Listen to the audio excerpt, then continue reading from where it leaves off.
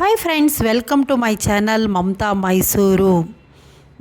ಈಗ ಏನಂತ ಹೇಳಿದ್ರೆ ಎಲ್ಲ ಕಡೆಯೂ ಸಹ ತುಂಬಾ ಈ ಬೇಸಿಗೆ ಕಾಲ ಆಗಿರೋದ್ರಿಂದ ಹೊರಗಡೆ ಅಂದರೆ ಕೆಲವು ಜ್ಯೂಸ್ಗಳೆಲ್ಲ ಕುಡಿಯೋದಕ್ಕಿಂತ ನಾವು ಮನೆಯಲ್ಲಿಯೇ ತಾಜಾ ರೀತಿಯಲ್ಲಿರೋ ಫ್ರೆಶ್ ಆಗಿರುವಂತಹ ಜ್ಯೂಸನ್ನ ಮಾಡಿ ಕುಡಿಯೋದು ತುಂಬಾ ಒಳ್ಳೆಯದು.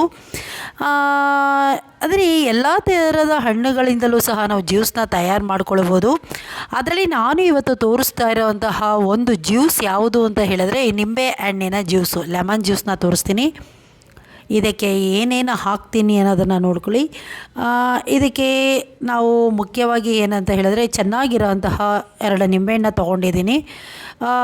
ಈ ನಿಂಬೆಹಣ್ಣು ಹೇಗೆ ಅಂತ ಹೇಳಿದ್ರೆ ಸಿಟ್ರಿಕ್ ಅಂಶ ಚೆನ್ನಾಗಿರೋದ್ರಿಂದಾಗ ಅದು ನಮ್ಮ ತಲೆ ಕೂದಲಿಗಾಗಿರ್ಬೋದು ಅಥವಾ ನಮ್ಮ ಚರ್ಮಕ್ಕೆ ತುಂಬಾ ರೀತಿಯಲ್ಲಿ ಒಳ್ಳೆ ಬೆನಿಫಿಟ್ಸ್ ಎಲ್ಲ ಕೊಡುತ್ತೆ. ನಾನೀಗ 2 ನಿಂಬೆಹಣ್ಣನ್ನು ಚೆನ್ನಾಗಿ ವಾಶ್ ಮಾಡಿಬಿಟ್ಟು ತೊಗೊಂಡಿದ್ದೀನಿ. ನಾವು ಹೊರಗಡೆ ತಂದ ಯಾವುದೇ ಪದಾರ್ಥವನ್ನು ಉಪ್ಪು ನೀರಿನಲ್ಲಿ ಹಾಕ್ಬಿಟ್ಟು ವಾಶ್ ಮಾಡ್ಕೋಬೇಕು. ಆಮೇಲೆ ಈ ನಿಂಬೆಹಣ್ಣನ್ನು ನಾನು ಕಟ್ ಮಾಡ್ಕೊಳ್ತಾ ಇದ್ದೀನಿ, ಆಯಿತಾ. 2 ನಿಂಬೆಹಣ್ಣನ್ನು ಕಟ್ ಮಾಡ್ಕೊಂಡಿದ್ದೀನಿ. ಮತ್ತು ನೀರು ಅಷ್ಟೇ ಒಳ್ಳೆ ಒಂದು ಫಿಲ್ಟರ್ ವಾಟರ್ನ ಹಾಕ್ಕೊಳ್ಳಿ.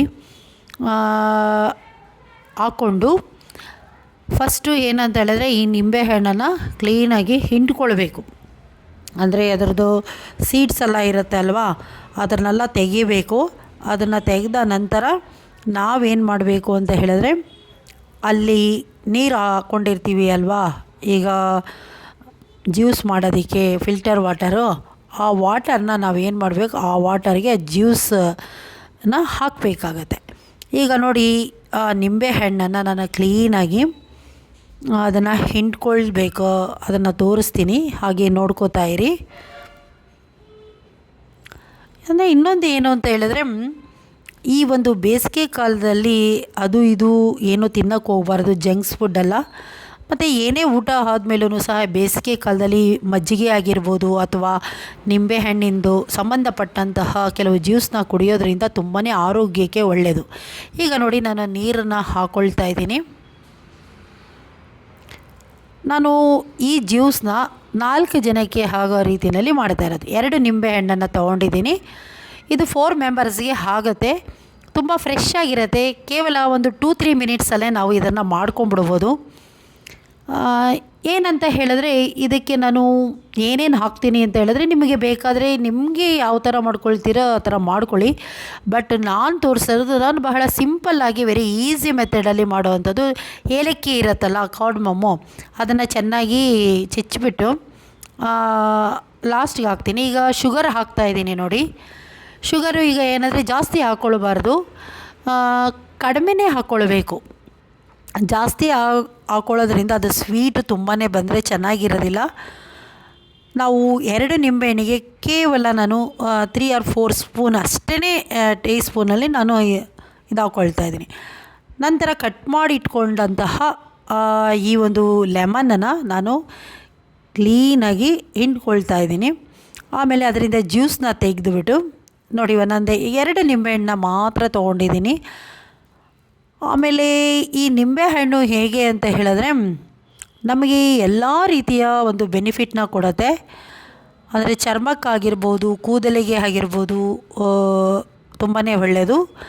ಈ ನಿಂಬೆಹಣ್ಣಿನ ಸಿಪ್ಪೆಯಿಂದಲೂ ಸಹ ಏನೋ ತುಂಬಾ ಬೆನಿಫಿಟ್ಸ್ ಎಲ್ಲ ಸಿಗುತ್ತೆ. ಅದನ್ನು ಇನ್ನೊಂದು ವಿಡಿಯೋದಲ್ಲಿ ನಾನು ತೋರಿಸ್ತೀನಿ.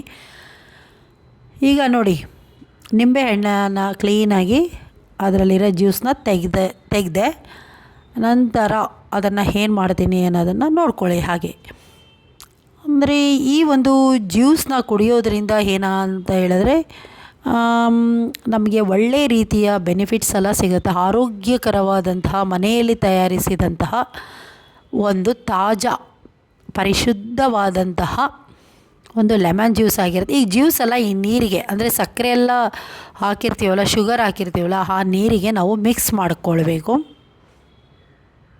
ಮತ್ತು ಲಾಸ್ಟಿಗೆ ಏನು ಅಂತ ಹೇಳಿದ್ರೆ ಈ ಏಲಕ್ಕಿನೂ ಹಾಕ್ಕೊಳ್ತೀನಿ. ಬೇಕಾದ್ರೆ ನೀವು ಐಸ್ ಕ್ಯೂಬು ಮತ್ತು ಪುದೀನ ಸೊಪ್ಪು ಅಂತ ಬರುತ್ತೆ, ಅದನ್ನು ಹಾಕ್ಕೊಳ್ಬೋದು. ಒಬ್ಬೊಬ್ಬರು ಒಂದೊಂದು ಥರ ಮಾಡ್ತಾರೆ. ಬಟ್ ನಾನು ಇದು ಬಹಳ ಸಿಂಪಲಾಗಿ ನಮಗೆ ಇದೇ ಥರ ಇಷ್ಟ. ಬೇರೆ ಎಲ್ಲ ಹಾಕಿದರೆ ಅದೆಲ್ಲ ಯಾರೂ ಕುಡಿಯೋದಿಲ್ಲ ನಮ್ಮ ಮನೆಗಳಲ್ಲಿ. ಸೊ ಆದ್ದರಿಂದ ನಾನು ಕೇವಲ ಏಲಕ್ಕಿ ಮತ್ತು ಲೆಮನ್ನ ತಾಜಾವಾಗಿರೋ ಆಗಲೇ ಕಟ್ ಮಾಡಿ ಆಗಲೇ ಮಾಡಬೇಕು. ಆಗಲೇ ಅದರದ್ದು ಬೆನಿಫಿಟ್ಟು ತುಂಬ ಚೆನ್ನಾಗಿರುತ್ತೆ.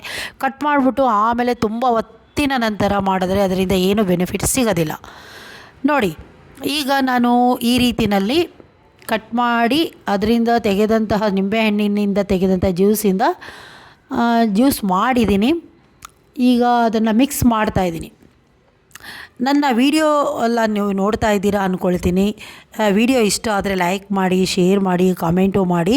ಮಮತಾ ಮೈಸೂರು ಅನ್ನೋ ಚಾನಲ್ಗೆ ತುಂಬಾ ಒಂದು ಎನ್ಕರೇಜ್ ಕೊಡ್ತಾ ಇದ್ದೀರಾ. ಹೀಗೆ ನಿಮ್ಮ ಪ್ರೋತ್ಸಾಹ ಹೀಗೆ ಇರಲಿ ಅಂತ ನಾನು ಕೇಳ್ಕೊಳ್ತೀನಿ. ಆನಂತರವಾಗಿ ಇದನ್ನು ಚೆನ್ನಾಗಿ ಮಿಕ್ಸ್ ಮಾಡಬೇಕು. ಬೇಕಾದರೆ ನೀವು ಇದಕ್ಕೆ ಹೇಳಿದ್ನಲ್ಲ ಪುದೀನ ಸೊಪ್ಪು ಹಾಕ್ಕೊಳ್ಬೋದು, ಆಮೇಲೆ ಐಸ್ ಕ್ಯೂಬ್ಸ್ ಎಲ್ಲ ಹಾಕ್ಕೊಳ್ಬೋದು. ಬೇರೆ ಬೇರೆದೆಲ್ಲ ಒಬ್ಬೊಬ್ಬರು ಒಂದೊಂದು ಥರ ಮಾಡ್ತಾರೆ. ನಾನು ಮಾಡೋದು ಇದೇ ರೀತಿಯಲ್ಲಿ. ಬೇಕಾದರೆ ಟ್ರೈ ಮಾಡಿ ನೋಡಿ, ತುಂಬಾ ಚೆನ್ನಾಗಿರೋದು. ಏಲಕ್ಕಿನ ಹಾಕ್ಕೊಳ್ಳಿ. ಏಲಕ್ಕಿ ಪುಡಿನ ನಾನು ಲಾಸ್ಟಿಗೆ ಹಾಕೋಣ ಅಂತ ಹೇಳಿಬಿಟ್ಟು ಈಗ ಹಾಕ್ತೀನಿ, ತೋರಿಸ್ತೀನಿ ನೋಡಿ. ಏಲಕ್ಕಿ ಕಾಯಿ ಪುಡಿನೂ ಸಹ ಹಾಕ್ಕೊಳ್ಬೋದು, ತುಂಬಾ ಚೆನ್ನಾಗಿರುತ್ತೆ. ಈ ರೀತಿಯಲ್ಲಿ ಮನೆಯಲ್ಲಿಯೇ ಬಹಳ ಸುಲಭವಾದ ರೀತಿಯಲ್ಲಿ ನಾವು ಲೆಮನ್ನ ಜ್ಯೂಸನ್ನ ಮಾಡ್ಬೋದು. ಈ ವಿಡಿಯೋ ಇಷ್ಟ ಆದರೆ ಹಾಗೆ ಲೈಕ್ ಮಾಡಿ, ಶೇರ್ ಮಾಡಿ, ಹಾಗೆ ಕಮೆಂಟು ಮಾಡಿ. Thank you so much.